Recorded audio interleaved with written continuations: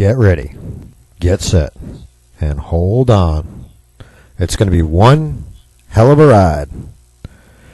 Good morning. Welcome to the Matuszak show for this Tuesday, August 12th, 2014.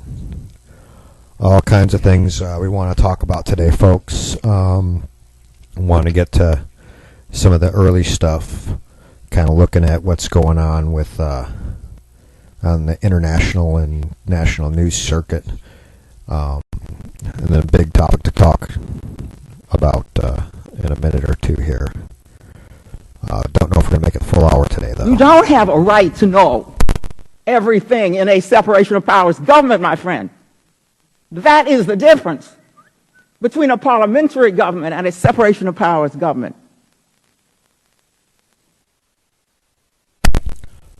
As I said, folks, we're going to try to stay with you for the full hour today, but see how choked up I get, because the topic for today is going to be something that's going to pull kind of hard on us emotionally.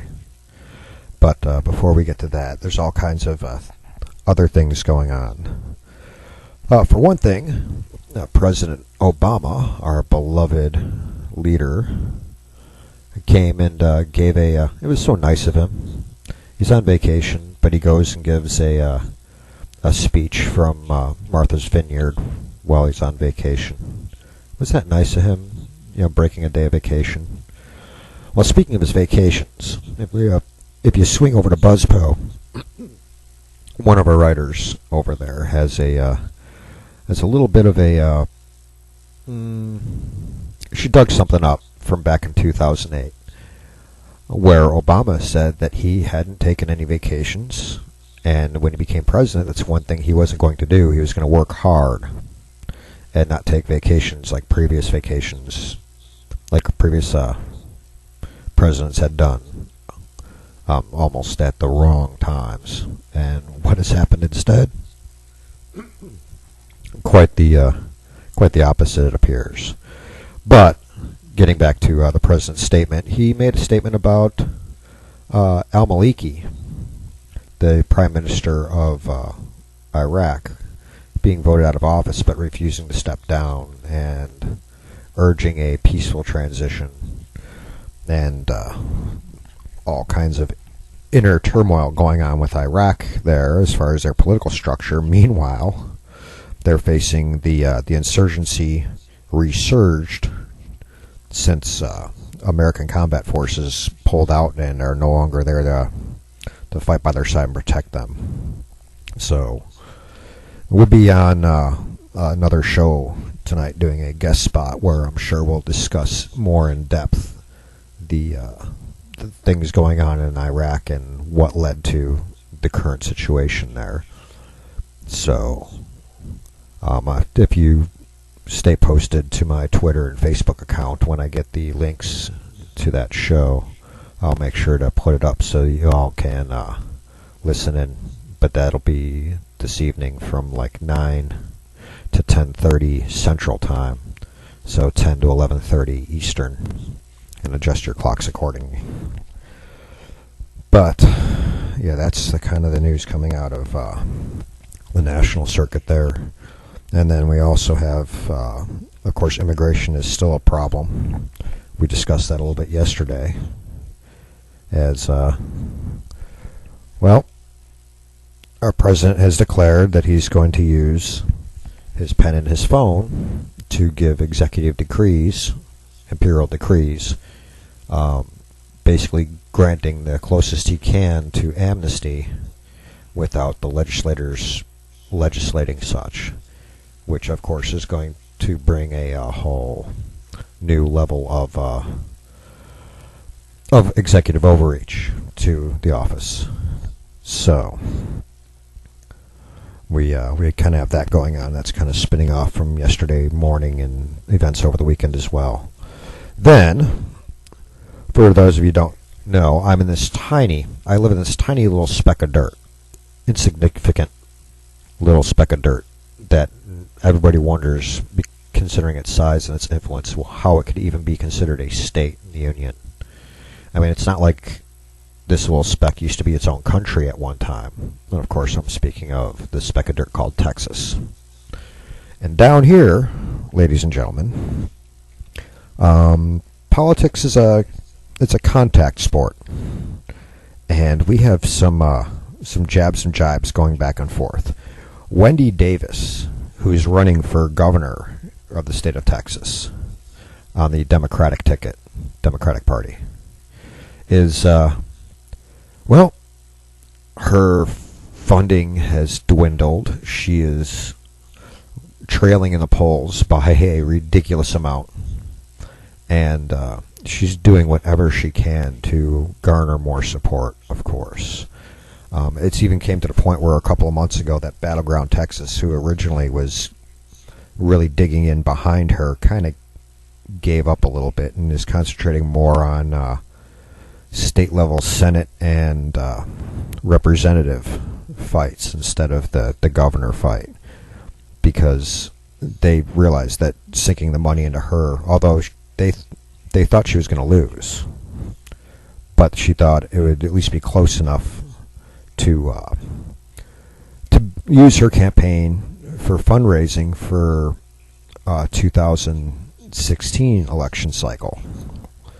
And it's looking very much like it's not going to be much of a help. So they're now turning their, at least from reports that I've received, these are all rumors, of course, but they kind of have pulled out from backing her as firmly as they used to be in her working on the more local level races for now. Almost thinking that going that high was biting off a little bit too much, especially given the person they were backing. She turned out to be not the greatest candidate to back. I mean, come on.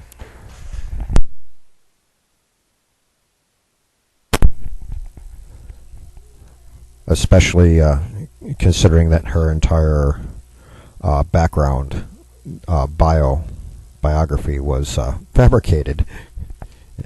But anyway, the jabbing and sparring goes back and forth. And, well, first, because the lovely Wendy Davis campaign has put kind of some firm protections on their own ad campaigns, I can't give them equal time here because I can't play their clip. They want me to pay their clip. To play their clip. Sorry. And I'm not going to pay to advertise for any Wendy Davis. Sorry, it should be the other way around. But anyway, I do have the script, or part of the script, for her latest ad. She's attacking Greg Abbott for not doing enough to protect women and children when he was Attorney General. So here is what her ad has to say. And back in March 26th of 1993, a pleasant spring day in Seguin, Texas, but for one woman, it quickly became a nightmare. Dun, dun, dun, dun. A Kirby vacuum salesman came to her door to offer an in-home demonstration. While her children slept in the very next room, the salesman brutally raped the young mother. All right, folks, that's a tragedy. I have several questions on that scenario, but we'll get to them after this. Anyway, back to the script. The salesman was a sexual predator on probation, but the Kirby vacuum cleaner distributor had failed to perform a routine background check on him. The woman and her husband went all the way to the Texas Supreme Court, fighting for their right to sue Kirby. 6 judges, Democrats and Republicans, on both sides of the aisle, ruled in their favor and they won. But Greg Abbott sided with the company against the victim, saying the company had no responsibility. Thank God this time, Greg Abbott lost. That is Wendy Davis's latest clip. All right. Let's think about this for a second. Let's say that you go to a McDonald's and one of the employees in there freaks out and attacks somebody, with a basket of fries or something, whatever. Do you sue McDonald's for selling French fries? Or do you criminally prosecute and then take into civil court for damages the jackass freak who attacked people? I have to side with Greg Abbott on this one. I would not. I mean, you could sue anybody. You can file a torts all you want. And in this case, they happen to find for the victim in suing the company. But I don't see how the company is liable here. I'd have to go and relook Texas laws. Because I know if I own a... let's say I owned a company that did carpet cleaning. Do I have to pay to perform a background check on every single one of my employees? If that's a state law, then okay, I got it. The company messed up.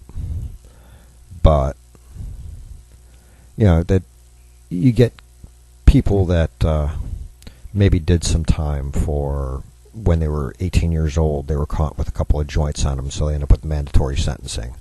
And they've, grown up since then, and now they're, in their late 20s. They've been doing good with their lives, etc.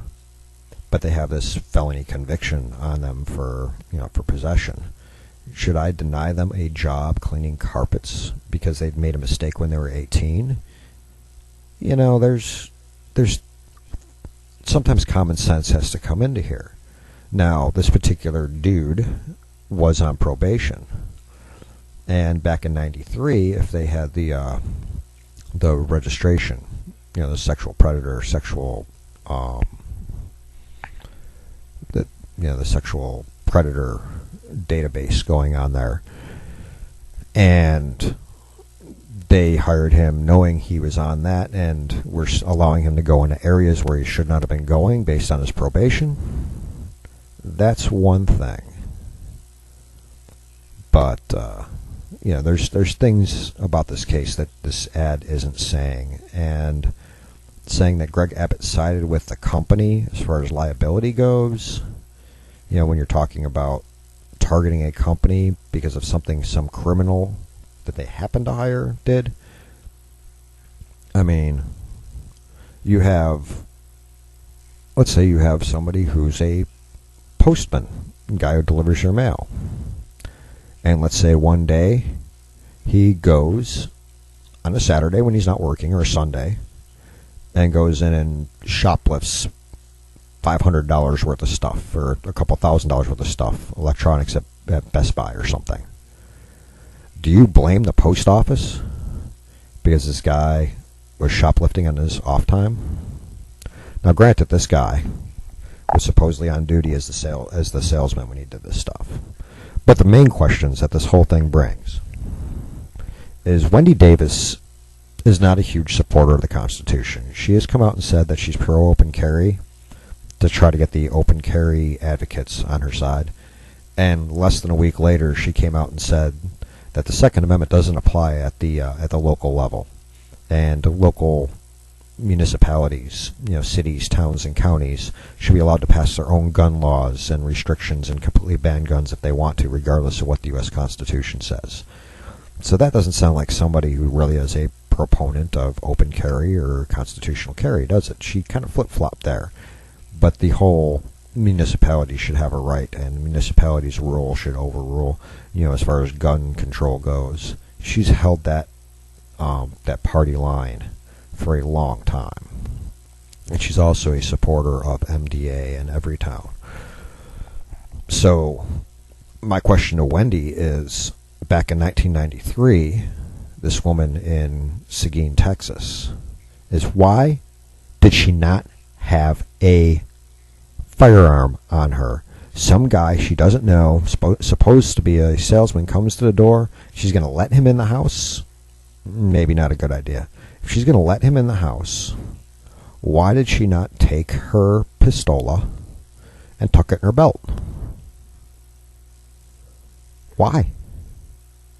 Why didn't she arm herself? I mean, I'm sure maybe I'm not stronger than this woman physically. And when I have workers around the house, you can conceal carry on your own property without a license, as long as you're not leaving your property. In fact, the law even says you're allowed to. I happen to tuck mine in my belt. I don't know these guys. They're probably decent people, but, especially, if my kid happens to be home at the same time, I'm not going to walk around unarmed. Doesn't mean I'm going to brandish it. Doesn't mean I'm going to threaten anybody with it. In fact, I tuck it inside my belt and pull my shirt over it so I don't even know I'm carrying it. I have it for my protection just in case. And I've never had to pull it out. Thankfully. And I hope I never have to. So why did this woman not have a shotgun? Why did this woman not have a 45? Or heck, even a 22? A couple of plugs to 22 at close range. This guy would have found it very difficult to brutally rape anybody, especially if she aimed a little bit lower than center mass. So there's my question on this whole thing. And I have issues with blaming a whole company for something that one person did. So call me strange for that. On the flip side, though, on the other side of the story, Greg Abbott has countered with his own story about a woman who had issues with an abusive husband and an ex-husband.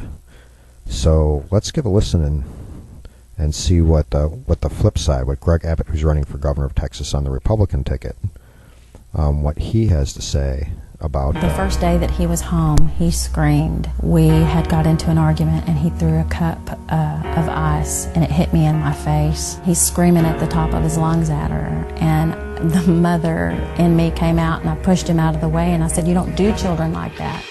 I thank God for Greg Abbott and for what he's done and for my family. I prayed for this, and he was part of the answer to that prayer. And for that, I thank him, and I'm one of his biggest fans.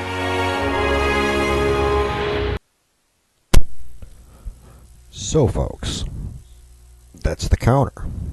You have Wendy saying that Greg Abbott is somehow weak on protecting women because he saw a civil suit against a company over something one of their employees did of a criminal nature as being a little bit overboard.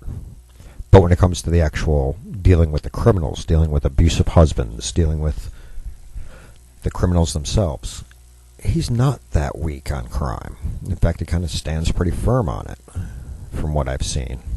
And, I wouldn't say that Greg Abbott is 100% pro-constitutional carry, but I do know that he has come out in support of legislation that would allow for open carry, probably under license, or if you had a concealed carry permit, you could carry open as well as your choice. I'm not entirely in favor of that, but I think it should go a lot further. I think if you own it, you should be allowed to carry. If you can legally own it, you should be allowed to legally carry it, open or concealed.